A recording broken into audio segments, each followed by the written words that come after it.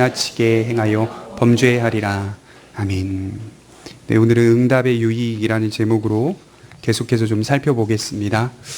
세상에는 수많은 종교들이 있습니다만 기독교와 타 종교의 차이점을 굳이 구분 짓는다면 바로 기독교는 인격적인 신앙의 차이점이 있다고 말할 수가 있습니다. 이 고대로부터 내려오는 종교들을 자세히 살펴보면 나무를 신으로 여기는 신앙이나 돌을 신으로 여기는 신앙이나 산이나 바다를 신으로 여기는 신앙, 또는 어떤 것으로 만든 금이나 은으로 만든 형상을 신으로 여기는 믿음들이 항상 있어 왔습니다. 지금도 그런 신앙이 있는 것이죠. 여기에는 모두 인격적인 관계가 없습니다. 오직 인간이 신을 향하여 숭배하는 형태만 있습니다. 신과 인간의 관계적 설정도 없습니다. 그리고 신과 인간의 교통도 전혀 없습니다. 무조건적으로 비는 형태만 있습니다. 그래서 제가 기도는 인격 없이 빌기만 하면 위험하다고 자꾸 강조를 드리는 겁니다. 나와 하나님과의 관계와 하나님 앞에서 나라는 존재가 어떤 존재인지에 대한 실존적인 자세가 없다면 우리는 매우 위험에 처할 수 있는 것이죠. 마태복음 6장 7절에 보면 예수님께서 너희는 이방인들과 같이 기도하지 말라라고 말씀하시면서 중언부언하지 말라 이렇게 말씀하는 대목이 나옵니다. 이 중언부언이라는 단어가 어떤 의미냐면요, 인격 없이 기도하지 말라 이런 뜻입니다. 마음을 들이지도 않고 우리의 이성으로 하나님께 기도하지도 않고 의지와 정서를 다하지 않는 옳지 않은 주문의 형식의 기도, 비나이다 비나이다라고 하는 숭배의 형태만 남아있는 기도, 이런 기도는 하나님께서 원하시지 않는 기도다 이렇게 말씀을 드리는 거죠. 하나님과 나와의 인격적인 마음과 인격적인 의지와 인격적 이성이 교통할 수 있는 우리의 전 마음을 드리는 기도를 드려야 하는 것이죠. 우리가 믿는 기독교 신앙은 유일한 신앙이고 인격적인 신앙입니다. 하나님과 나와의 관계가 설정이 되고 그 관계 속에서 교통하며 오늘도 하나님을 믿고 신뢰합니다. 때로는 인생을 살아가다 보니 잘 풀리지 않는 문제를 만나니 의문을 품을 수밖에 없습니다. 이것도 역시 인격적인 신앙의 한 부분입니다. 그래서 의심도 신앙이라고 말할 수 있는 것이죠. 이 모습은 마치 곁에 계신 아버지와 자녀의 관계와 같은 것이다 이렇게 말씀을 드리는 겁니다. 여러분, 영국 옥스퍼드 대학교에서 역사신학을 가르치는 알리스트 맥그러스라고 하는 교수님이, 이분이 21세기 최고의 기독교 변증학자인데 하나님에 대해서 이렇게 말씀한 대목이 있습니다. 한번 들어보십시오. 하나님은 우리를 위해 인격적인 모습을 하시고 우리의 경험 안으로 들어오셔서 우리를 있는 그대로 만나신다. 그분은 우리를 부르시며 우리에게 말씀하시고 우정을 보이신다. 우리를 향하여 말씀과 행동으로 자신의 사랑을 선포하신다. 손수 지으신 피조물과 관계를 맺기 위해서 자기 자신을 낮추신다. 그러나 인격적인 관계가 성립하려면 쌍방이 필요하다. 따라서 우리가 이해하고 하나님께 응답하지 않는 한 이 관계는 수립되지 않는다. 하나님은 우리에게 싫습니다 라고 대답할 수 있을 만큼 엄청난 특권을 주셨다. 그분은 우리를 객체가 아닌 인격으로 대하신다. 우리의 결단과 감정은 그분에게 대단히 중요하며 그분은 그것들을 존중하신다. 이게 기독교 신앙 아니겠습니까? 우리의 마음을 존중하시죠, 하나님은. 우리의 생각도 존중하시고 우리의 의지도 존중하십니다. 강제로 끌어가시는 분이 아닙니다. 강제로 끌어간다 하더라도 그 강제 속에서 우리의 인격과 인격의 대면을 통하여서 역사에 가시는 분입니다. 이처럼 하나님은 비는 형태, 나무나 목석이나 돌이나 금이나 은이나와 같은 신과 같지 않습니다. 우리와 날마다 교통하시는 하나님이신 거죠. 하박국의 기도의 모습을 보면 알 수 있듯이 하박국의 분노와 하박국의 답답한 심정 등은 하나님을 향하여 인격적으로 만나고 있다는 증거입니다. 지금 하박국은 무엇 때문에 애가 타고 답답해하며 분노하고 있습니까? 참된 신앙의 길을 걸어가야 하는 하나님의 백성들의 타락을 보면서 참된 신앙에서 벗어난 사람들을 보면서 모든 감정을 쏟아내고 있습니다.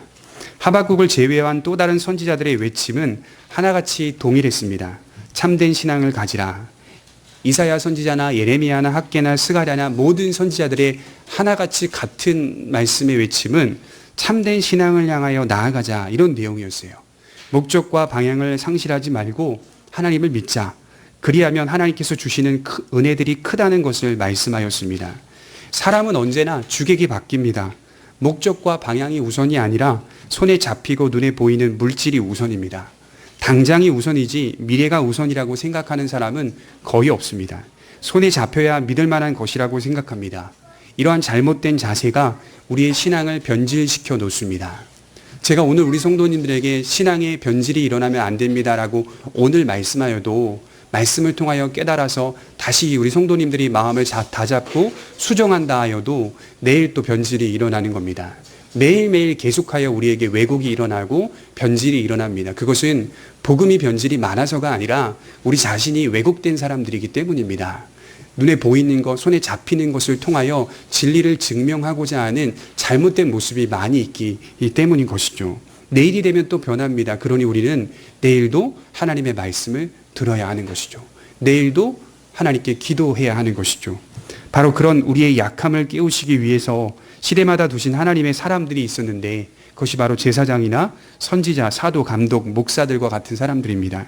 이들은 하나님의 말씀을 통하여 바른 길로 가지 못하는 하나님의 백성들을 멈춰 세우기도 하고 나아가게 만들기도 합니다. 오늘 하박국 선지자의 심정을 들여다보면 지금 분노하고 있습니다. 나아가 애가 타고 있습니다. 모든 정서를 다 바쳐서 하나님께 기도하고 있는 모양입니다. 3절이 말해주고 있듯이 어찌하여 라는 말 속에 하박국의 불같은 심정이 담겨 있습니다. 이 충동적인 감정처럼 보이지만 사실은 그렇지 않습니다. 그가 쏟아내는 이러한 감정들은 결코 충동적인 감정이 아닙니다. 오히려 성경은 이것은 사적인 감정이 아니라 공적인 감정이다 이렇게 평가하고 있어요. 왜 공적인 감정입니까? 보통 사람들은 자신과 관련된 일에 대해서만 민감한 반응을 보이고 감정을 쏟아내지요. 어찌 보면 하나님께서 모욕당하고 하나님의 진리가 멸시받을 때 훨씬 더 슬퍼해야 하고 분노해야 하지만 그다지 그런 마음이 들질 않습니다. 그저 내게 일어나는 일들에 대해서만 감정을 쏟아내기 바쁩니다. 하박국 선지자의 이 감정은 결코 사적인 감정이 아니었어요. 하나님의 이름이 땅에 떨어지고 하나님의 말씀이 땅에 떨어지는 것을 볼 때 나아가 공의가 실현돼야 될 사회 속에 불의가 나타나는 것을 보면서 감정을 쏟아내고 있는 겁니다. 이 견딜 수 없는 감정이 내게 관련된 일에서 나오는 게 아니라 우리가 믿는 하나님에게 관련된 일에서 나오는 마음, 그 마음이 바로 선지자적인 마음인 것이죠. 저는 오늘 이 마음이 좀 우리 시대에 회복돼야 하지 않나 그런 생각을 해봐요. 하나님의 영광이 가로막히는데도 불구하고 안타까운 마음이 없어요. 그래도 오래전 선진들은 신앙생활하면서 세상 속에서 하나님의 영광이 가로막힌다거나 짓밟히거나 복음을 가로막는 일을 보면 안타까워하는 마음이 좀 있었습니다. 주변에 그런 사람들 많았거든요. 슬퍼하며 기도하는 분들도 많았어요. 오늘날의 현실에 보면 내게 관련된 일에서만 분노하는 사람들이 태반입니다. 거의 대부분 그래요. 주님의 복음이 가로막히는 일에는 그다지 크게 흥분하거나 크게 분노하거나 크게 슬퍼하지 않습니다. 사실 우리는 그런 마음이 우리에게 좀 있어야 됩니다. 나를 위하여 죽으시고 부활하신 예수 그리스도를 기만하고 희롱하는 것을 보면서 안타까운 감정이 일어나야 합니다. 여러분 이 마음은요, 이런 마음을 갖는다고 하여도요, 세상에 나아가서 피켓 들고 싸우라는 말이 아닙니다. 분노하며 세상 사람들과 싸우라는 거 아니에요. 세상 사람들을 적대시하라는 말도 아니에요. 그게 아니라 그 마음을 갖고 있으라는 거예요. 안타까움을 갖고 있으라는 거예요. 왜 복음이 세상 속에 가로막히는지 슬퍼한 그 마음이 있어야 한다는 것이죠. 그래야 죄악 속에 내 자신이 빠져 살지 않게 되고 다른 이들을 향하여 올바른 길을 제시할 수 있습니다. 요새 교회들이 많이 세상 속에 지탄을 받고 비판을 받습니다. 거기 여러분들 교회로 서 있는 거예요. 여기가 교회가 아니라 우리가 다 교회로 서 있는 거예요. 교회가 지탄을 받는다면 누구도 지탄을 받고 있는 것이죠? 나도 지탄을 받는 거예요. 우리가 다 교회니까요. 그러니 우리가 교회가 지탄을 받을 때 우리가 주의해야 할 자세가 두 가지가 있죠. 하나는 교회에 옳지 않은 모습들을 보며 우리 자신을 성찰해야 하는 비판적인 시각도 있어야 하지만 또 하나는 교회의 상처와 아픔들을 끌어안고 눈물 흘릴 줄 아는 그런 안타까운 마음도 우리 안에 있어야 하는 겁니다. 여기서 한쪽으로만 기울어지게 되면 옳지 않은 신앙이 되는 겁니다. 그런 면에서 하박국 선지자의 기도는 예수님께서 말씀하신 하나님의 나라와 의를 먼저 구하는 기도였습니다. 오늘은 이런 하박국의 기도에 대해서 하나님이 응답하시고 계십니다. 이 응답을 통해서 세 가지의 교훈을 좀 살펴보겠습니다. 첫 번째로는 드디어 응답이 왔다는 거예요. 2절이 말하고 있듯이 내가 부르짖어도 듣지 않으십니까? 아주 오랜 시간 동안 기도했다는 말이 됩니다. 민족의 타락과 부패를 보면서 온 정서를 쏟아 분노하며 기도하는 것을 볼 때 하박국의 간절한 기도는 스쳐가는 기도가 아니었습니다. 자식이 정신을 못 차리고 사는 것을 보는 어머니의 심정은 어떤지 아십니까?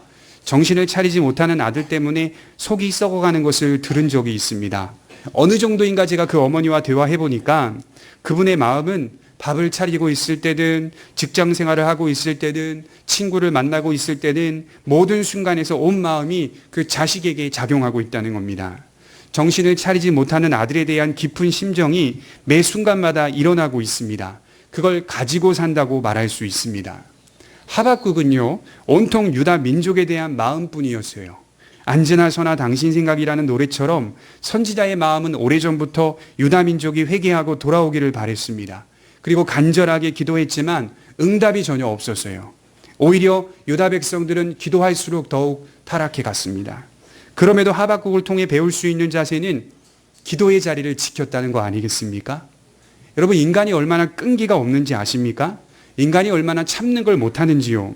좀 하다 아니다 싶으면 바꾸고 또 바꾸고 또 바꾸고 시대가 갈수록 약화되는 게 무엇입니까? 그 자리에서 참고 인내하는 게 점점 사라지고 있습니다. 불공평하고 불합리하다면 다 바꾸실 겁니까? 결혼을 해보니까요, 인생 속에 제일 불합리한 것은 결혼인 것 같아요. 그러면 어떻게 하죠? 바꿔야 하죠. 남편은 아내를 바꿔야 합니다. 아내도 남편을 바꿔야 합니다. 그리고 또 바꾼 사람과 좀 살아가다 보면 또 불합리함을 경험하니까 또 바꿔야죠. 죽을 때 깨닫는 사실은 그런 생각을 가진 자기 자신이 세상에서 제일 불합리한 사람이었다는 사실을 깨닫게 되는 겁니다. 인생을 많이 살아보신 분들은 정답을 아십니다. 삶이 그렇게 쉽게 바뀌지 않습니다. 어느 정도 불합리와 불공평을 받아들이고 살아야 하는 것이 인생의 정답입니다. 그리고 나는 그 자리가 되면, 그 위치가 되면 되도록 그러지 말아야 하는 것이 진짜 개혁입니다. 인구 통계를 보니까 작년 출생자 수가 약 36만 명이었습니다. 작년 사망자 수가 약 30만 명입니다. 출산율 떨어지고 사망자 수가 출생자 수를 능가하게 되면 인구는 급격하게 줄어들게 됩니다. 거기다가 우리 노동 현장 속에 웬만한 젊은이들은 고르다 보니까 노동 현장에 뛰어들지 않을 뿐만 아니라 조금 불합리하면 당장 나와버리는 현실입니다. 현신 젊은이들이 사는 이야기를 제가 어떤 다른 교회의 청년부 회장으로 지냈던 분에게 들은 적이 있어요. 뭐라고 말하는지 아십니까? 다들 그렇게 살진 않겠죠. 그러나 이렇게 말씀을 하신 거예요. 잠시 1년간 바짝 이러고 1년간 여행을 떠난다. 1년간 일하고 1년간 여행을 떠나고 또 다른 직장에 들어가서 1년간 일하고 또 1년간 여행을 떠나고. 그들이 볼 때 참고 참으며 살았던 우리 부모님 세대들은 잘못됐다고 말하겠지만 어른들은 오히려 젊은이들을 볼 때 미래가 안 보이는 겁니다. 연세 드신 분들은 젊은이들을 보면 미래가 안 보이는 거예요. 그렇게 다 대학 나오고 많이 배웠지만 사실 이게 미래가 안 보이는 거예요. 세상을 살아본 분들이 젊은 사람들보다 훨씬 현명하다는 사실을 우리 젊은이들은 인정해야 돼요. 여러분, 유대인들은요, 랍비들을 굉장히 존경하고요, 이 백발을 가진 노인들을 굉장히 존경했습니다. 왜냐하면 노인들을 존경하지 않으면 사회가 올바르지 못하다는 사실을 믿고 있었기 때문이에요. 성경이 그렇게 가르치니까. 믿음 생활도 마찬가지입니다. 기도 조금 하고 기도의 자리에서 떠납니다. 기도 조금 하고 응답이 안 될 것을 염두에 두고 이미 다른 보완책을 마련해 놨어요. 이미 기도하면서 다른 보완책을 마련해 놨어요. 기도하면서 온 마음과 의지를 드리는 게 아니라 기도는 어느 순간 복권이 돼버렸어요. 저희 학교 현창학 교수님이라고 하는 분이 계시는데요. 오늘날 기독교 신앙은 기복신앙이 아니라 기복신앙이 더 나아가서 복권의 신앙이 돼버렸다. 이렇게 말씀을 하셨어요. 복만 구하는 신앙보다 이제 앞으로 한 단계 더 나아가 버렸어요. 무슨 신앙이죠? 로또의 신앙, 복권의 신앙이 되어버렸다. 걸리면 좋고 안 걸려도 크게 나쁘지 않아요. 왜 그러죠? 이미 다른 거 의지하고 있거든요. 이미 다른 보완책 수없이 많이 머리 쓰고 다 만들어 놓고 있거든요. 어차피 나는 보완책을 준비해 놨으니까 하나님보다 다른 것을 더 많이 의지하고 있으니까 기도는 걸리면 좋고 안 걸려도 크게 나쁘지 않다. 이것이 오늘날 현대사회를 사는 신자의 모습이 아닙니까? 그런 마음을 갖고 기도하면 애타게 기도가 안 나오죠. 마음을 다해 기도할 수 없는 것이죠. 다른 게 있으니까요. 마치 오늘 이스라엘 백성들이 애굽과 동맹을 맺으면서 그래도 우리가 망하면 애굽이 있지 않느냐? 저들과 동맹을 맺었으니까요. 그런 마음을 갖고 기도하는 건 아닙니까? 기도하면서도 이미 하나님을 의지하지 않는, 하나님보다 더 능력이 많고 신뢰할 수 있는 무언가를 붙잡고 의지하며 서 있습니다. 그리고 기도합니다. 안 하는 게 아니에요. 기도해요. 그래도 기도해요. 하나님, 그거 안 되면 다른 길 찾을 방법 많으니까 괜찮습니다. 이렇게 기도하고 나옵니다. 그거 안 돼도 괜찮아요. 그러나 되면 좋습니다. 이렇게 기도하고 있습니다. 그러니 신앙의 자리에도 인내나 오래 참음은 찾아볼 수가 없어요. 이것이 우리의 문제가 아닙니까? 하박국의 모습은 전혀 달랐어요. 그는 오래 참아가며 기도하되 하나님 반드시 응답하신다는 한결같은 신앙이 있었습니다. 하박국은 하나님을 통해 해결책을 찾으려 했어요. 해결책은 오직 내가 신뢰하고 믿고 있는 하나님에게서 나온다. 이걸 믿고 있었어요. 오직 해결책은 다른 곳에서 나오는 것이 아니라 하나님에게서만 있다. 그러니 그 기도가 모든 감정을 쏟아내는 기도 아닙니까? 올인하는 신앙. 이것이 좀 우리에게 필요하지 않을까요? 온 마음과 의지를 드리는 신앙이 있으십니까? 제가 오래전 봤던 책 중에 19세기에 살았던 영국의 목회자 가운데 조지 뮬러가 쓴 책이 있습니다. 이 조지 뮬러라고 하는 목사님이 5만 번 기도 응답을 받았대요. 5만 번. 그래서 그 책의 제목이 우리 한국분이 번역하면서 이렇게 달아놨어요. 5만 번 응답받은 조지 뮬러의 기도의 비밀. 사실 그 책은 그 제목이 아닌데요. 이분이 좀 많이 사게끔 하려고 5만 번 응답받은 조지 뮬러의 기도의 비밀. 그러니 어떻게 하면 내 소원이 잘 들어질까? 이런 마음을 갖고 그 책을 사람들이 구입하기 시작합니다. 그러나 그 책을 읽어보면 그 책의 골자는 결국 하나님이 하나님의 백성들의 기도를 다 응답해 주신다. 그 말입니다. 그분만 응답해 주셨던 게 아니라 하나님을 진실하게 찾고 믿는 모든 백성들의 기도는 이 땅의 현실 가운데 모든 것이 다 응답된다. 이렇게 말하는 내용이었어요. 우리들이 응답이 안 왔다고 느낄 뿐이지 사실 하나님은 인생 속에서 하나님의 백성들의 기도를 다 응답하고 계시는 거예요. 요한복음 15장 7절을 한번 찾아볼까요? 요한복음 15장 7절입니다.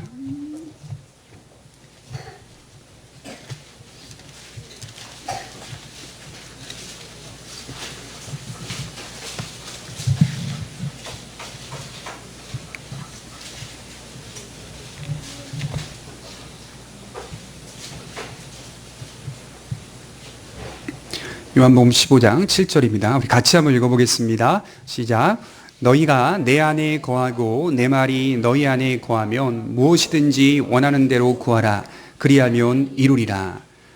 다시 한번 들어보십시오. 너희가 내 안에 거하고 내 말이 너희 안에 거하면 무엇이든지 원하는 대로 구하라. 그리하면 이루리라.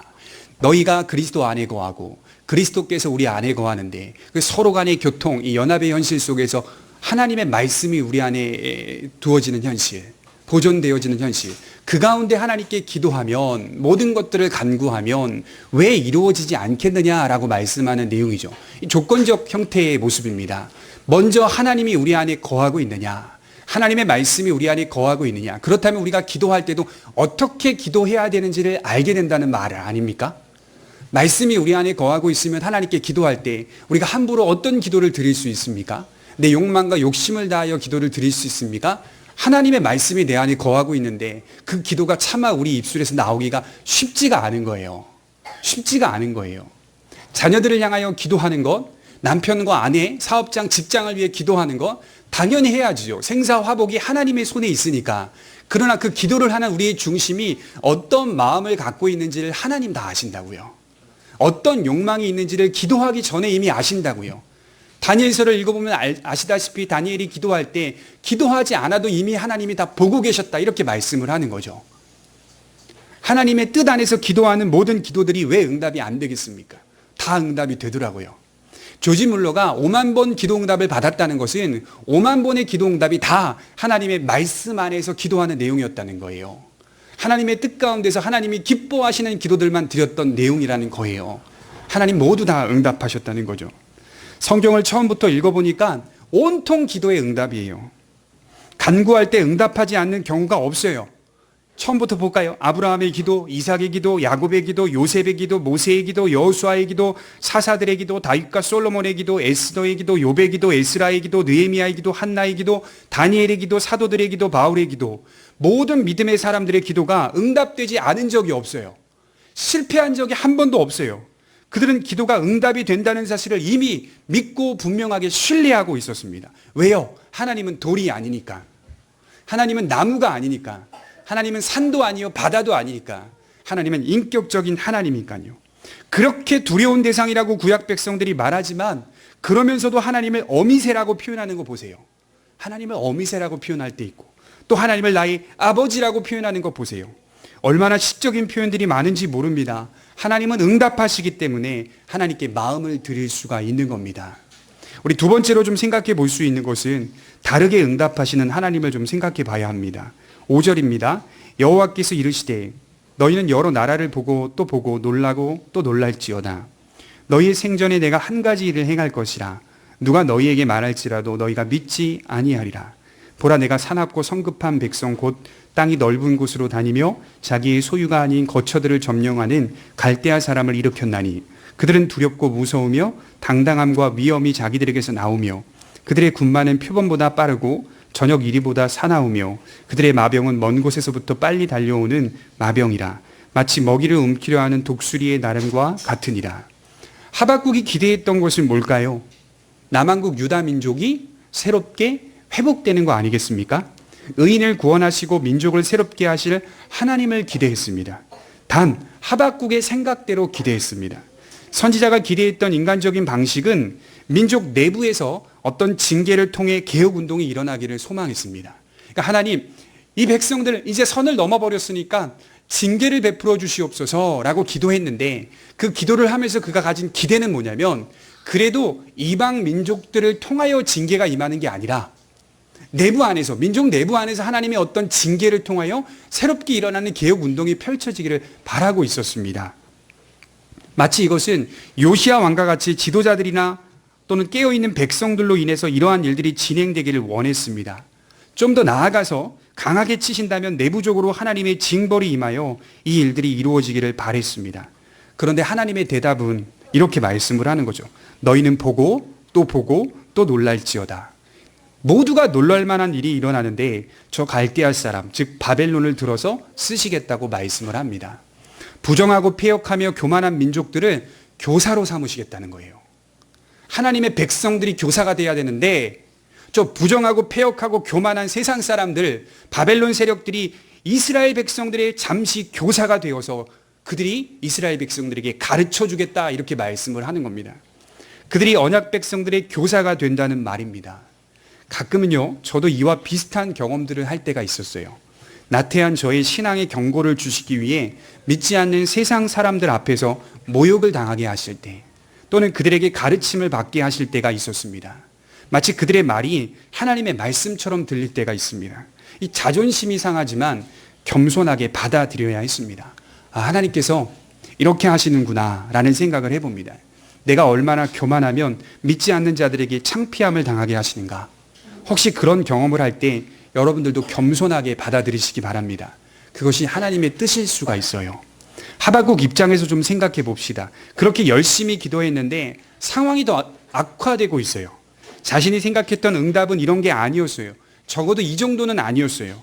그런데 하나님은 상황을 더 악화시키는 쪽으로 응답하고 계십니다. 결론적으로 남한국 유다의 멸망이 하나님의 응답이었어요. 비로소 멸망하니까 보이는 거예요. 비로소 멸망하니까 사람이 회개하게 되는 거예요. 우리도 그렇지 않습니까? 비로소 망하게 되니까 그때서야 하나님 찾고 그때서야 회개하는 일들이 얼마나 많은지 모릅니다. 지혜로운 사람은 먼저 회개하고 돌이키는 자세를 갖습니다. 하나님은 그의 백성들이 옳지 않은 길을 걸어가는 것을 가만히 내버려 두지 않으십니다. 더 잘되고 더 잘되기만 한다면, 조심스럽게 제가 진단하지만 그는 버려진 자입니다. 세상 속에서 더 잘되고 잘되기만 한다면 그는 버려진 자예요. 적어도 하나님이 그는 택하지 않은 거예요. 하박국이 그렇게 기도했건만 그 기도의 응답이 그가 바라던 대로 되지 않았습니다. 그의 기대와 그의 계획과는 무관하게 하나님의 뜻대로 되었습니다. 기도의 응답이 전혀 다른 모습으로 나타날 수 있다는 겁니다. 응답하지 않은 게 아니라 하나님의 뜻대로 응답하신다는 겁니다. 여러분, 고린도후서 12장 8절에 보면 사도 바울이 자기가 가진 질병 때문에 하나님께 간절히 기도했던 내용이 나오죠. 이렇게 말하고 있어요. 이것이 내게서 떠나가게 하기 위해 내가 3번 주께 간구하였더니. 하나님 뭐라고 응답하셨죠? 내 은혜가 내게 족하도다, 이렇게 말씀하셨어요. 기도했더니 응답이 왔는데 내가 기대했던 응답이 아니잖아요. 치료가 내 응답이라고요. 치료가 아니라 내 은혜가 내게 족하도다, 이것이 응답이었어요. 원문에 봤더니 이렇게 적혀 있어요. 너는 충분히 받을 만큼 받았다. 얼마나 시험될 만한 응답입니까? 너는 받을 만큼 받았다. 그렇게 하나님의 말씀을 응답으로 들었어요. 그리고 그가 깨달은 사실 그 이후의 말씀에 뭐라고 표현하냐면 예수 그리스도의 강함의 권능이 내 안에 머물게 하기 위해 나는 약함으로 살겠다. 약함 현실을 그대로 받아들이고 이것을 은혜의 응답으로 여기겠다. 이렇게 하는 고백이 나오는 겁니다. 이것이 바로 우리가 생각하지 않는 다른 방식으로 응답하시는 하나님의 모습이라는 것을 볼 수가 있습니다. 그리고 세 번째로 우리가 또 생각해 볼 수 있는 것은 하나님의 뜻대로 되는 응답이 가장 유익하다는 사실입니다. 기도하며 온갖 계획과 일들을 풀어놓지만 또 기대하지만 전혀 내 기대와 달리 응답이 됩니다. 아니, 상황이 더 악화됩니다. 어떻게 이러한 응답이 우리에게 유익이 된다고 받아들일 수 있습니까? 금주에 책을 읽다가요, 한 성도님에게 일어난 그 이야기를 제가 이렇게 축약해가지고 가지고 왔어요. 이런 일이 있었던 거예요, 그분에게. 들어보십시오. 한 성도님이 과거 사업 실패로 빚더미에 앉았다고 합니다. 그 빚 때문에 매일같이 주변 사람들이 찾아와서 달달 볶았다고 해요. 그래서 목숨을 걸고 다시 한번 회복하고자 일어나고자 저녁마다 교회에 와서 철야로 기도하며 나아갈 길을 열어달라고 간구하였습니다. 주님, 이 문제를 풀어주시옵소서. 이 문제만 좀 해결하여 주시옵소서. 그렇게 몇 날 며칠 철야의 기도를 통하여서 열심히 매달렸는데 여러분 어떻게 됐을까요? 하나님은 아무 말도 하지 않았습니다. 그런데 여기서 중요한 이야기가 있어요. 답답하여 죽자고 매달렸더니 원했던 응답은 안 오고 십자가의 사건이 믿어지기 시작했다는 겁니다. 자신이 기도했던 내용은 하나도 응답되지 않았는데 자신에게 구원의 확신이 주어졌고 그동안 전혀 느끼지도 못했던 것이었고 믿어지지도 않았던 것이고 하나님은 복권이었어요. 복권, 자신에게. 그리스도가 나를 위해 죽었고 부활했다는 사실은 복권이었다고요. 되면 좋고 안 되면 안 좋고 어차피 나는 다른 보완책이 있으니까. 그러나 몇 날 며칠 하나님을 의지하고 붙잡았더니 구원의 확신이 주어지기 시작했고 하나님의 주권과 섭리가 보여 하나님께 대하여 완전한 신뢰를 쏟아 넣을 수가 있었다고 합니다. 그리고 하나님은 내가 진정으로 믿고 신뢰할 만한 분이다. 이건 분명하게 믿어지기 시작했다는 것이죠. 여러분, 인간의 응답은 대부분 유익하지 않습니다. 제가 아들을 생각해서 TV를 치웠습니다. 아들이 와서 애교를 부리면서 저한테 간청을 하는 거예요. 아빠 한 번만 애교를 부리면서 간청하니까 그 베란다에 갖다 놓은 TV 다시 그대로 들고 와가지고요. TV 꽂아 놓습니다. 그리고 한참 보다 보면 또 정신을 차리고 이러면 안 되지 하고 또 TV를 끄고 코드 빼가지고 베란다에 또 갖다 놓습니다. 그리고 며칠 있다 또 와가지고 아빠 한 번만 애절하게 간구합니다. 그러면 그거 다시 또 들고 와가지고 TV 또 꽂습니다. 뭐 하는 짓입니까 이게 제가. 왔다 갔다 뭐 하는 짓이에요. 인간이 인간에게 하는 응답은요 대부분이 유익하지 않아요. 보니까 다 뭐와 연결이 되어 있냐면 죄와 연결이 되어 있어요. 사람이 사람에게 응답하는 내용들은. 그러나 여러분, 하나님이 우리가 원하고 소원하는 욕망대로 들어주시지 않는다는 것은 그만큼 유익한 것이 있기 때문이에요. 유익하거든요. 오히려 우리 뜻대로 응답하지 않으신 것이 어떨 때는 얼마나 다행인지 몰라요. 가장 유익한 길로 응답하시는 분이 하나님입니다. 다르게 나타나도 그것이 나에게 지금 가장 유익한 응답으로 여기셨으면 좋겠어요. 시편 23편 3절에 내 영혼을 소생시키시고 자기 이름을 위하여 의의 길로 인도하시는도다. 하나님이 응답을 하시긴 하는데 그 응답을 하는 방향이 내 영혼에 맞추어져 있다는 거예요. 영혼. 내 영혼을 소생시키는 것에 맞추어져 있다는 거예요. 이것을 너에게 주면 내 영혼이 소생되지 않으면 안 주는 거예요. 이것이 옳지 않으니까요. 내 영혼에 맞춰줘서 하나님이 계속 의의 길로 인도하시는 응답을 하시는 거예요.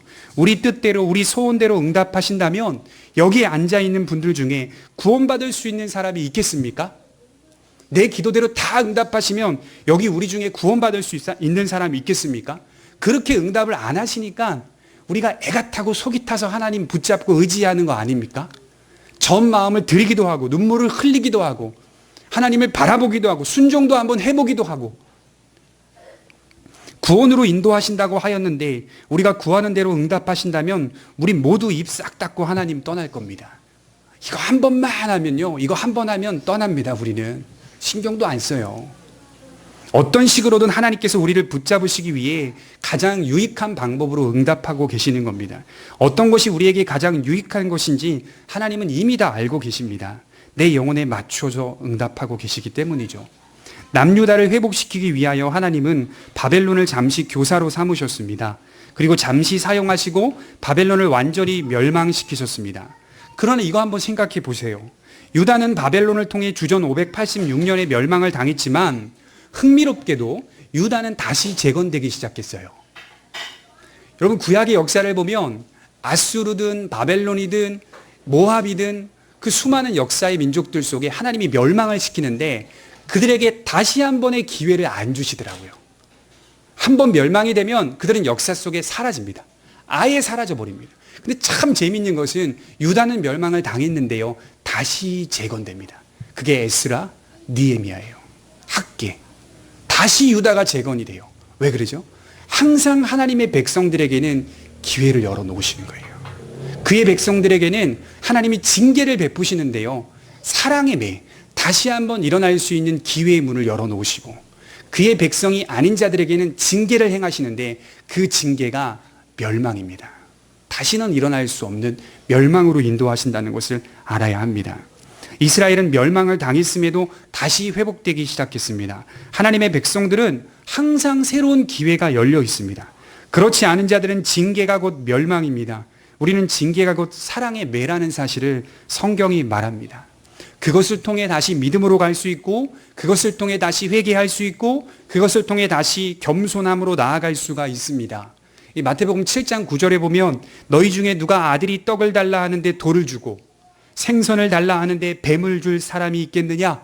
너희가 악한 자라도 좋은 것으로 자식에게 줄 알거든 하물며 하늘에 계신 너희 아버지께서 구하는 자에게 좋은 것으로 주시지 않겠느냐?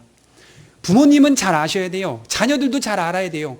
부모와 자녀가의 관계 속에서 하나님이 보여야 되는 거예요. 하나님이 우리를 어떻게 대하시는지를 보아야 돼요. 부모가 자식에게 생선을 달라고 하는데 뱀을 주는 부모가 있어요. 떡을 달라고 하는데 부모가 자식에게 돌을 주는 부모가 어디 있어요? 하물며 부모라 하더라도 악한 자식에게 좋은 것을 주려고 매일 고민하는데 하나님은 너희들을 어떻게 사랑하시겠느냐? 그 말씀을 하는 거 아니겠습니까?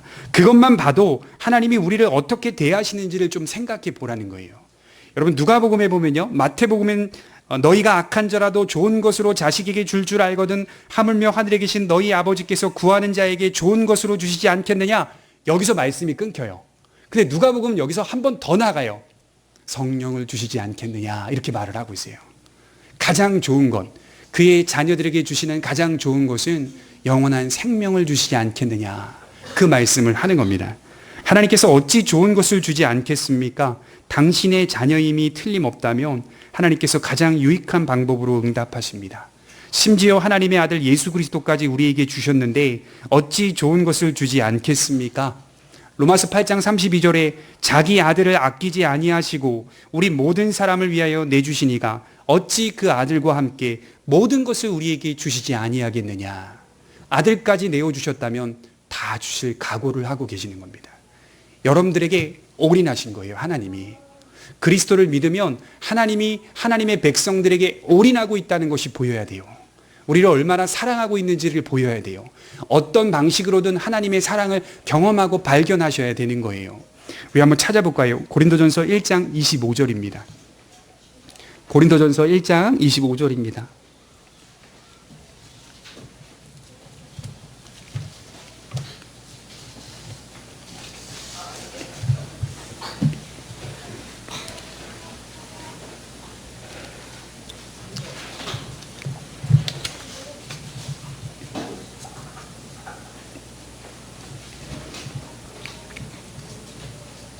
바울이 이렇게 말씀하고 있습니다. 우리 같이 한번 읽어보겠습니다. 시작. 하나님의 어리석음이 사람보다 지혜롭고 하나님의 약하심이 사람보다 강하니라. 얼마나 귀하고 멋진 말씀입니까? 하나님의 어리석음이 있다면 그 어리석음이 사람보다 지혜로울 것이고, 하나님에게 약하심이 있다면 하나님의 약하심이 사람보다 강할 것이다.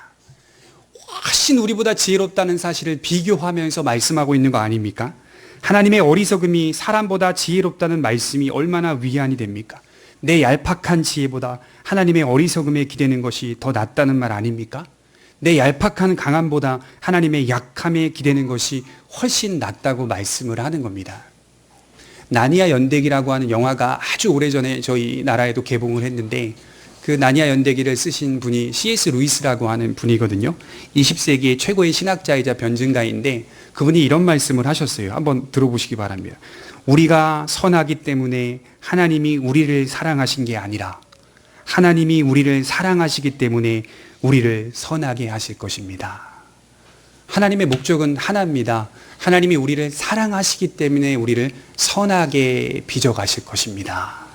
그러니 하나님께서 우리가 기도할 때 모든 것을 응답하시는데 그 응답의 방향과 결론은 우리 뜻대로 하지는 않으신다는 겁니다. 우리가 늘 매일 기도의 자리에서 우리의 생사화복을 하나님께 맡기는 기도도 드려야 하지만 반드시 우리 마음 한켠에 있어야 될 태도가 뭐냐? 하나님이 가장 유익한 방법으로 응답하신다. 그게 있어야 내 안에 안정감이 생기는 겁니다. 내 안에 위로가 생기는 것입니다. 그것을 종교개혁자들은 참된 위로다 이렇게 표현을 했습니다. 기도하도록 하겠습니다.